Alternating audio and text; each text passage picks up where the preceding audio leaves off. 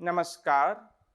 हमारे पाठ्यक्रम का यह 11वां सप्ताह है और इस सप्ताह हम दो प्रमुख काव्य संप्रदायों की चर्चा करेंगे, जिनमें से एक है रीति संप्रदाय और दूसरा है औचित्य संप्रदाय।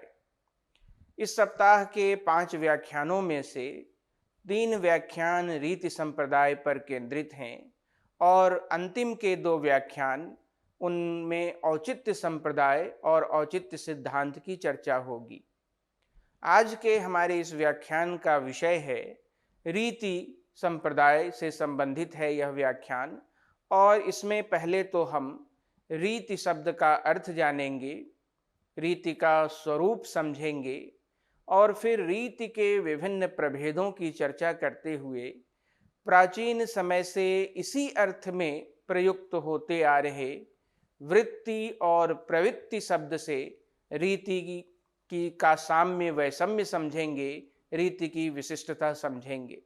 रीति शब्द का अर्थ होता है मार्ग, पंथ, वीथि, पद्धति, प्रणाली, गति, प्रस्थान। और रचनाकारों की दृष्टि से यदि देखें तो लेखन प्रकार, काव्य शास्त्र की दृष्टि से देखें तो काव्य रचना प्रक्रिया। इन सभी अर्थों में रीति शब्द का प्रयोग होता आ रहा है। आचार्य वामन ने पदों की विशिष्ट रचना या पदों के विशिष्ट संघटन को ही रीति कहा है और इसी अर्थ में उन्होंने रीति संप्रदाय का विवेचन किया है, रीति सिद्धांत का निरूपण भी किया है। रीति की उपमा मानव शरीर में अंगों के संगठन के साथ दी जाती है। मनुष्य के शरीर में, हम सबके शरीर में अंगों का परस्पर अनुकूल संगठन है। सारे अंग एक अनुकूलता में संगठित हैं, अर्थात सब अंग अपने अपने स्थानों पर रहने से ही शरीर को बनाए रहते हैं। हमारे यह शरीर का जिस प्रकार का ढांचा है वह सारे अंगों के अपने स्थान पर होने से निर्मित होता है। यदि हमारे शरीर के अंग अपने स्थान से च्युत हो जाएं तो वह शरीर नितांत कुरूप प्रतीत होगा। यदि आँखों को मुखमंडल से हटाकर कहीं और रखा जाए, कहीं और उसकी स्थिति हो, तो यह शरीर बहुत ही बेढंगा होगा, कुरूप होगा, वह सौंदर्य बोधक नहीं रह जाएगा।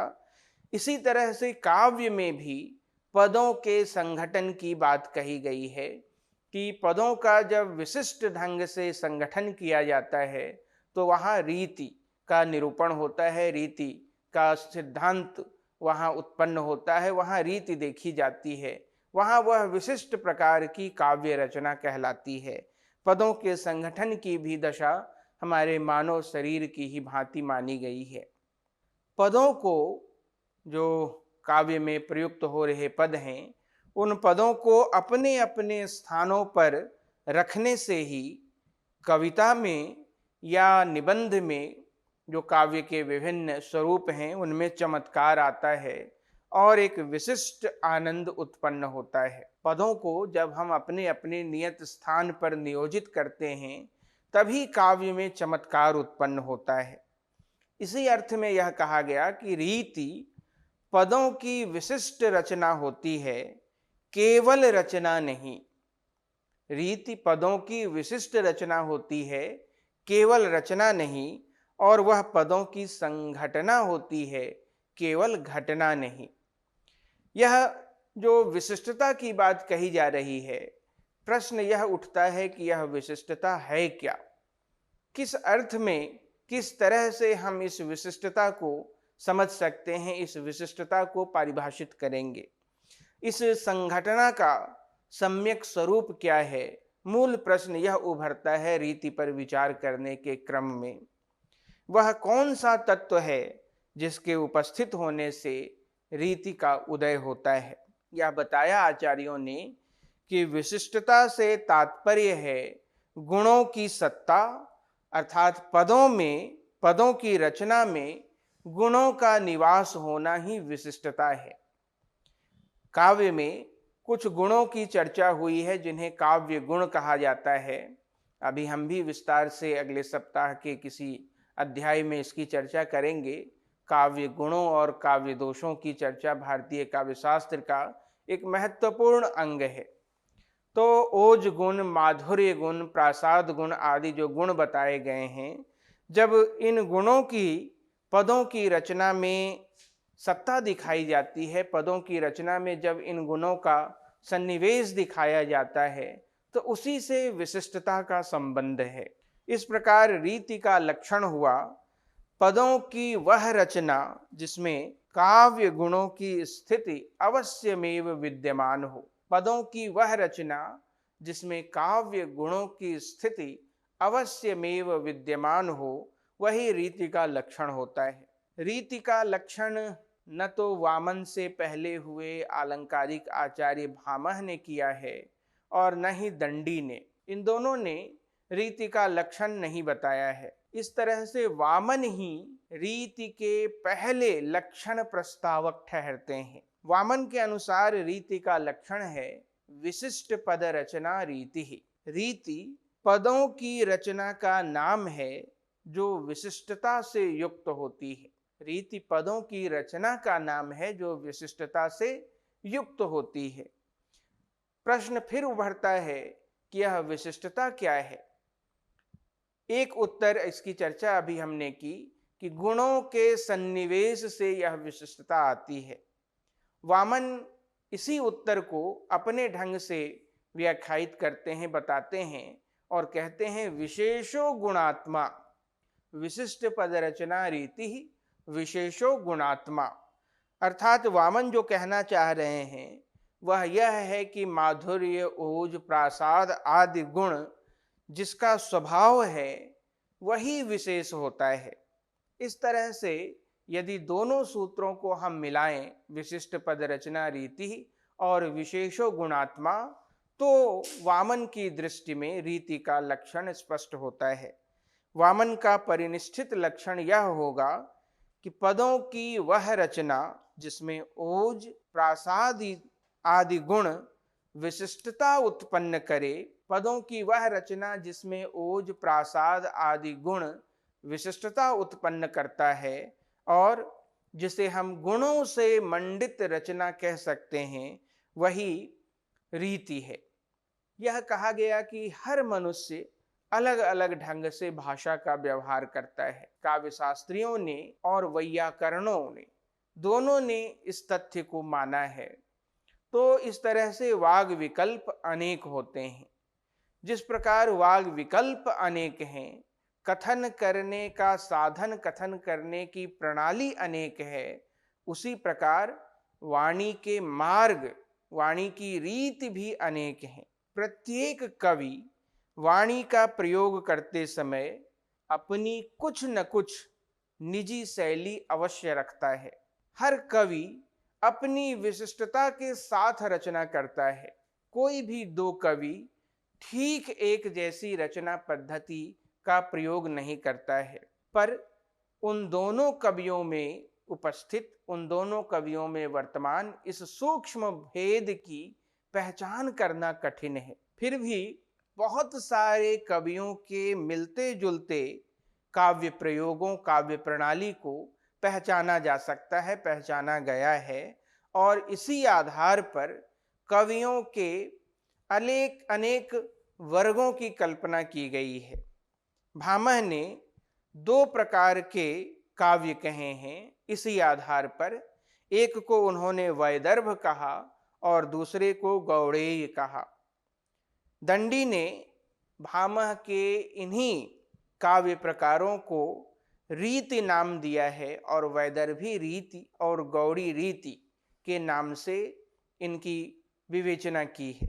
बाद में भोजराज ने तीन प्रकार की काव्योक्तियों, जो स्वभावोक्ति है और रसोक्ति है और वक्रोक्ति है, ये तीन प्रकार की काव्य उक्तियां हैं।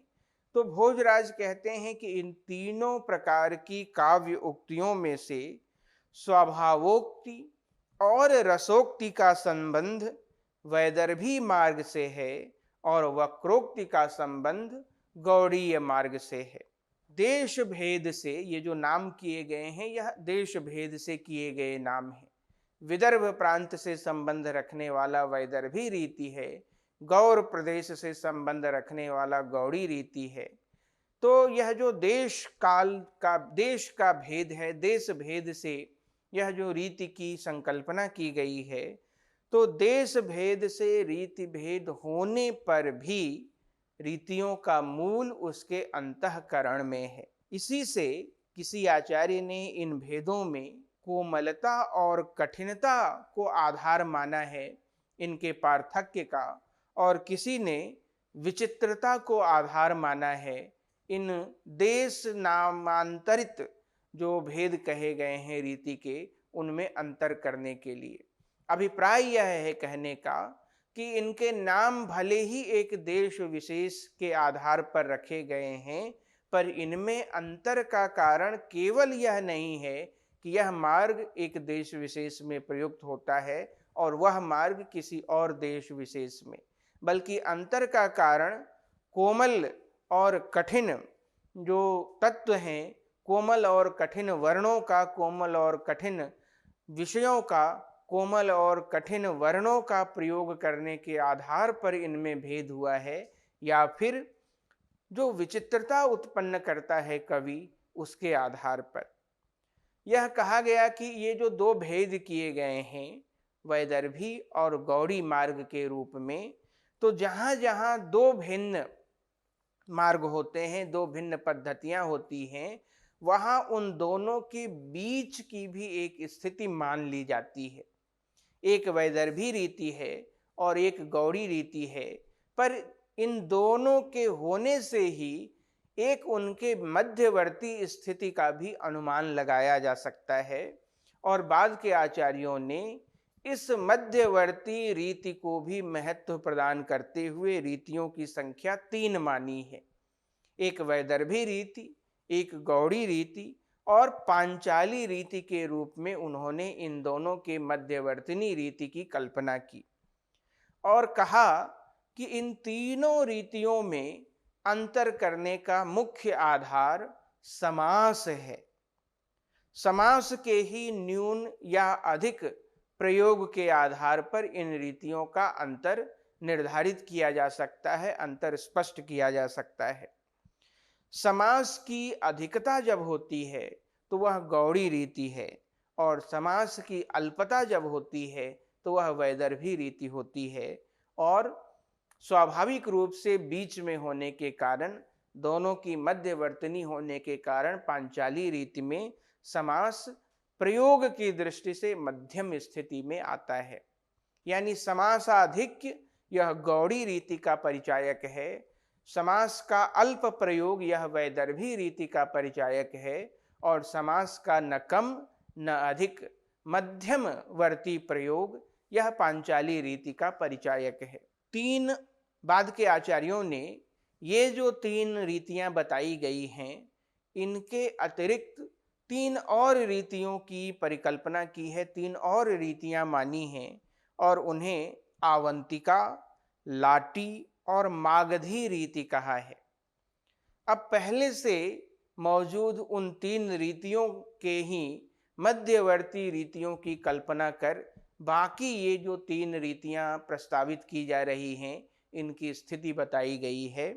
आवंतिका रीति के संदर्भ में यह कहा गया कि यह वैदर्भी रीति और पांचाली रीति के मेल से उत्पन्न होता है। लाटी को के बारे में यह बताया गया कि यह सभी रीतियों के मिश्रण से उत्पन्न होता है, और मागधी रीति वैदर्भी और गौड़ी के गुणों के सन्निवेश से उत्पन्न होता है। पर बाद के आचार्यों ने जो यह 6 रीतियां प्रस्तावित हुई हैं, वैदर्भी, गौड़ी, पांचाली, मागधी, लाटी और आवंतिका, इनमें से तीनों बाद की रीतियों को अस्वीकृत किया है और वामन के अनुरूप ही 3 रीतियों को मान्यता दी है, 3 ही रीतियां मानी हैं। इनमें से जो वैदर्भी रीति है, उसका लक्षण बताते हुए यह कहा गया कि यह माधुर्य गुण व्यंजक वर्णों से युक्त वैदर्भी रीति वहाँ होती है जहाँ माधुर्य गुण व्यंजक वर्णों का प्रयोग होता है। यह माधुर्य पर केंद्रित यह रीति है, इसलिए इसमें यह बताया गया है कि ठ, ट, उ, ढ से रहित, यानी जब इन वर्णों का प्रयोग नहीं किया जाना है काव्य में, न तो ठ का प्रयोग होगा, न ट का, न उ का, न ढ का, इन वर्णों से जो रहित होगा तो क कार से लेके म कार तक के वर्णों का प्रयोग यहाँ किया जा सकता है और तब उस रीति को वैदर्भी रीति कहा जाएगा। पर यहाँ समास की भी न्यूनता एक लक्षण के रूप में बताई गई है, यानी अत्यल्प समास वाली, कम प्रयुक्त समास वाली, जहाँ समास का प्रयोग या तो न हुआ हो या बहुत कम हुआ हो, ऐसी शब्दावली की रचना जिसमें केवल मधुर वर्णों का प्रयोग किया जा रहा हो, ऐसी ललित रचना वैदर्भी है। गौड़ी के बारे में कहा गया कि ओज गुण प्रकाशक वर्णों, कठोर वर्ण और संयुक्ताक्षरों का प्रयोग जहां ज्यादा होगा, उससे युक्त दीर्घ समास युक्त औद्धत्य पूर्ण विकट रचना गौड़ी रचना है। सामासिक पद शब्दावली का प्रयोग यहाँ अधिक होता है। निराला की कविता है राम की शक्ति पूजा, उसकी आरंभिक 18 पंक्तियों को उदाहरण के रूप में आप देख सकते हैं। रवि हुआ अस्त, ज्योति के पत्र पर लिखा, अमर रह गया राम रावण का अपराजेय समर आज का। तीक्ष्ण शर विधृत क्षिप्र कर वेग प्रखर, शतशैल संवरणशील नील नभ गर्जित स्वर। प्रतिपल परिवर्तित व्यूह भेद कौशल समूह, राक्षस विरुद्ध प्रत्यूह क्रुद्ध कपि विषम हूह। अब इन शब्दों को सुनते ही यह बात समझ में आती है कि इसमें संयुक्ताक्षरों का प्रयोग हुआ है, सामासिक शब्दावली का प्रयोग हुआ है, समस्त पदों का प्रयोग हुआ है, दीर्घ समास का प्रयोग होने के कारण यह गौड़ी रीति का उदाहरण है। और जो तीसरी रीति है पांचाली, उसके बारे में यह कहा गया कि यह वैदर्भी और गौड़ी रीतियों के बीच की काव्य रीति है। समास को ध्यान में रखकर वामन के बाद रुद्रट ने 4 काव्य रीतियां कर दी और यह कहा कि ये 4 होते हैं: असमास, जहां समास का प्रयोग नहीं हुआ है; अति समास, जहां केवल समासिक पदों का ही प्रयोग हुआ है; लघु समास और मध्यम समास। और क्रमशः इनके नाम रुद्रट ने प्रस्तावित किए हैं: वैदर्भी, गौड़ी, पांचाली और लाटी। राजशेखर ने भी इसका अनुसरण करते हुए 4 ही रीतियां मानी हैं। यह बताया गया कि मनुष्य के चित्त की मुख्यतया 3 दशाएं होती हैं। हम सब के मन की 3 तरह की दशाएं होती हैं। पहली दशा का निदर्शन वह चित्त है जो किसी कोमल या करुणापूर्ण वाक्य को सुनकर एकदम पिघल उठता है।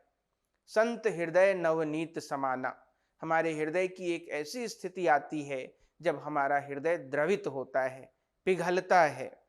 ऐसी दशा में माधुर्य गुण का उदय होता है और इसके ऊपर आश्रित होने वाली रीति ही वैदर्भी कहलाती है। चित्त की एक दूसरी दशा भी है जिसका नाम है दीप्ति। इसमें चित्त संकोच भाव को छोड़कर एकदम विस्तृत हो जाता है, अर्थात फैल जाता है, ठीक फूल की पंखुड़ियों के समान।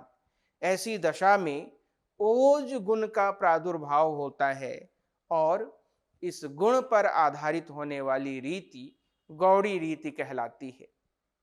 जब हम जयशंकर प्रसाद का वह प्रयाण गीत सुनते हैं, हिमाद्रि तुंग श्रृंग से प्रबुद्ध शुद्ध भारती, स्वयं प्रभा समुज्ज्वला स्वतंत्रता पुकारती, अमर्त्य वीर पुत्र हो दृढ़ प्रतिज्ञ सोच लो, प्रशस्त पुण्य पंथ है बढ़े चलो। तो अनायास इसमें जो सन्निहित ओजत्व है उससे हमारा मन विस्फार पाता है, हमारा मन विस्तृत होता है, हमारे मन का जो स्वाभाविक संकोच की अवस्था है वह छूट जाती है। तो यह जो ओज गुण को उद्बुद्ध करने वाली रीति है, यह गौड़ी रीति है। चित्त की एक तीसरी दशा भी होती है जिसे प्रसाद या प्रसन्नता के नाम से अभिहित कर सकते हैं। इस अवस्था में चित्त न तो गलित होता है, पिघल जाता है, और न ही उसका दीप्तन होता है, न तो उसका विस्फार होता है, बल्कि वैदर्भी और गौड़ी की मध्यवर्तिनी रीति होने के कारण इसमें सुकुमार वर्णों का प्राचुर्य होता है। ये दोनों के बीच की स्थिति होती है। पर रीति के भेद के और भी आधार बताए गए हैं। एक आधार बताया गया कि कवि के स्वभाव को ध्यान में रखकर रीति का भेद किया जा सकता है। इसलिए कहा गया कि जो सौम्य वक्ता होगा वह वैदर्भी का, उद्धत वक्ता गौड़ी का आश्रय लेकर ही अपने विचारों को प्रकट करता है।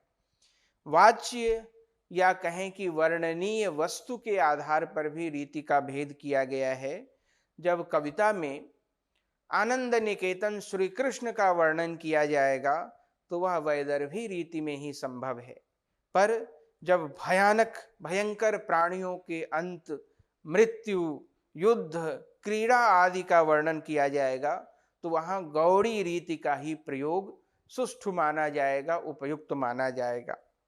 संस्कृत के कवियों में महाकवि कालिदास और श्रीहर्ष वैदर्भी रीति के कवि हैं, और भवभूति तथा वेणी संहार के रचयिता भट्ट नारायण गौड़ी रीति के कवि माने जाते हैं। हिंदी में रीतिकाल के कवि बिहारी और मतिराम वैदर्भी रीति के कवि हैं, और पृथ्वीराज रासो जैसा महाकाव्य रचने वाला चंद्रवरदाई वह गौड़ी रीति के प्रख्यात कवि हैं।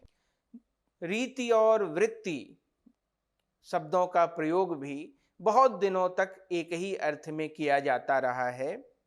वृत्ति से तात्पर्य है सात्वती आदिक नाटक में दृश्यमान वृत्तियों से। नाटक में वृत्ति का बहुत अधिक महत्व बताया गया है, इसलिए वृत्तियां नाटक की माता कही गई हैं। वृत्तयो नाट्य मातरः, वृत्तियों को ही नाटक की माता कहा गया है। इतना अधिक महत्व है नाटक की दृष्टि से वृत्तियों का। वृत्ति शब्द की व्युत्पत्ति वृत्त धातु से ती प्रत्यय के योग से हुई है, तिन प्रत्यय के योग से होती है, और इससे जो शब्द बनता है वह वर्तन है। वर्तन का अर्थ होता है जीवन, और इस आधार पर वृत्ति उस जीवन को सहायता पहुंचाने वाली जीविका को कहते हैं। इसलिए वृत्ति का अर्थ हुआ पुरुषार्थ का साधक व्यापार, अर्थात धर्म, अर्थ, काम और मोक्ष की प्राप्ति में सहायता देने वाला व्यापार। वृत्ति का क्षेत्र तो बहुत विस्तृत है, अभी बताया वृत्तयो नाट्य मातरः कहा गया है, और यह समस्त जगत को अपने भीतर व्याप्त करता है। इसी कारण अभिनव गुप्त ने वृत्ति के स्वरूप का बड़ा विशद परिचय दिया है, विवेचना की है, और यह कहा काय वांग मनसाम चेष्टा एव सह वैचित्रेण वृत्तयः। कायिक, मानसिक और समस्त वांग्मय में निरूपित चेष्टाएं, हमारी वाणी से अभिव्यक्त होने वाली कायिक, वाचिक और मानसिक समस्त चेष्टाएं वृत्ति के अंतर्गत समाहित हो जाती हैं। चित्त के विकास, विक्षेप, संकोच तथा विस्तार की दशा में नाटक के पात्रों के जो व्यवहार, व्यापार या वर्तन हुआ करते हैं, उन्हीं का एक सामान्य नाम है वृत्ति। अवस्थाओं का प्रभाव शरीर पर भी पड़ता है, और अंतःवर्तिनी जो मन है उस पर भी पड़ता है। बल्कि यह कहना चाहिए कि सूक्ष्म होने के कारण मन पर प्रभाव पहले पड़ता है, और उसी की अभिव्यक्ति आगे चलकर शरीर पर भी होती है। वृत्तियां मुख्य रूप से 4 मानी गई हैं: भारती वृत्ति, सात्वती, कैशिकी और आर्भटी। इनमें से भारती वृत्ति शब्द प्रधान होने से शब्द वृत्ति कहलाती है, और बाकी तीनों वृत्तियां अर्थ प्रधान हैं, इसीलिए उन्हें अर्थ वृत्ति भी कहा जाता है। भारती जो वृत्ति है वह वाक चेष्टा, वाचिक अभिनय का पाठ्य है। सात्विकी मनश्चेष्टा या सात्विक अभिनय है। और जो काया की हमारी दो तरह की चेष्टाएं होती हैं, या तो उग्रता व्यंजक, तो उग्रता व्यंजक हमारी जो भी कायिक चेष्टाएं हैं वह आर्भटी है, और सौम्यता व्यंजक जो हमारी कायिक चेष्टाएं हैं वह कैशिकी वृत्ति है। वृत्ति के साथ प्रवृत्ति शब्द का भी विवेचन हुआ है आचार्यों के यहाँ, और यह कहा गया कि नाटक के अभिनय में जिस तरह से अभिनेता अभिनय करते हैं उनमें उनकी अपनी अपनी क्षेत्रीय विशिष्टता भी दृष्टिगोचर होती है। यदि दक्षिण भारत का कोई व्यक्ति अभिनय करेगा तो उसमें उसके अपने प्रदेश की जो परिवेश है, वेशभूषा है, बोलने का ढंग है, यह सब स्वाभाविक रूप से वहां उपस्थित होगा। तो इस आधार पर जो क्षेत्रीय विशिष्टता है वह अभिनय में उभरता है। इसका स्पष्ट उल्लेख भारत के नाट्य शास्त्र में विद्यमान है, और उसी का अनुसरण करके राजशेखर ने अपनी काव्य मीमांसा में भी इस विषय का विवेचन किया है। राजशेखर कहते हैं कि रीति का संबंध वचनों की रचना से, वृत्ति का व्यापार से, और प्रवृत्ति का वेशभूषा तथा बाहरी सजावट से, बाहरी अलंकरण से है। राजशेखर के अनुसार रीति, वृत्ति और प्रवृत्ति में पार्थक्य है, विभेद है, अंतर है, ये सब एक नहीं है। और उन्होंने इनका लक्षण करते हुए कहा, वेश विन्यास क्रमः प्रवृत्ति। प्रवृत्ति क्या है? तो वेश विन्यास का क्रम है। विलास विन्यास क्रमो वृत्ति, वृत्ति विलास का विन्यास क्रम है। और वचन विन्यास क्रमो रीति, वेश के विन्यास का प्रकार प्रवृत्ति है, विलास का विन्यास वृत्ति है, और वचनों का विन्यास क्रम ही रीति है, ऐसा राजशेखर कहते हैं। प्रवृत्ति का अर्थ है नाना देशों की वेशभूषा, भाषा, आचार, वार्ता आदि का स्थापन करने वाला साधन। प्रवृत्ति की संख्या 4 है, आवंती, दाक्षिणात्या, पांचाली और औड्र मागधी। औड्र यानी उड़ीसा, और मागधी, इन दोनों के मिश्रण से औड्र मागधी शब्द बनता है। तो ये ही 4 प्रवृत्तियां बताई गई हैं। भरत मुनि ने अपने नाट्य शास्त्र के 14वें अध्याय में इन प्रवृत्तियों का परिचय दिया है और उनका वर्णन किया है। भरत कहते हैं कि जो दाक्षिणात्य प्रवृत्ति है वह, उसमें कैशिकी वृत्ति की प्रधानता होती है। कैशिकी वृत्ति हमने अभी जाना कि वह सौम्यता परिचायक है। भरत कहते हैं आवंतिका प्रवृत्ति में सात्वती और कैशिकी, इन दोनों वृत्तियों का प्राधान्य होता है।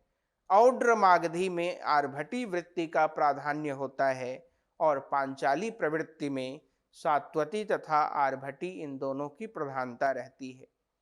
नाट्य शास्त्र में इस तरह से हमने जाना कि 4 वृत्तियां आती हैं, कैशिकी, सात्वती, आर्भटी और भारती। इन्हीं का संबंध विलास से है और रीति का संबंध वाणी से है। यह अंतर है दोनों में। वृत्तियों का संबंध अक्षरों की संघटना से है और रीति का संबंध समास की संघटना से है, यह भी हमने समझा। रीति अलंकार से भी भिन्न है, इस आधार पर कि अलंकार और गुण के भेद की कल्पना चारुत्व भेद के आधार पर भी की गई है। यह कहा गया कि चारुत्व 2 तरह का होता है, स्वरूप मात्र निष्ठ और संघटनाश्रित। अलंकारों में सौंदर्य स्वरूप मात्र निष्ठ होता है, गुणों में सौंदर्य संघटना पर आश्रित होता है। इसलिए गुण अंगों की शोभा मात्र नहीं बढ़ाते, गुण अंगों की सुषमा बढ़ाते हैं। साधारण सौंदर्य का नाम शोभा है और परम सौंदर्य का नाम सुषमा है। धन्यवाद।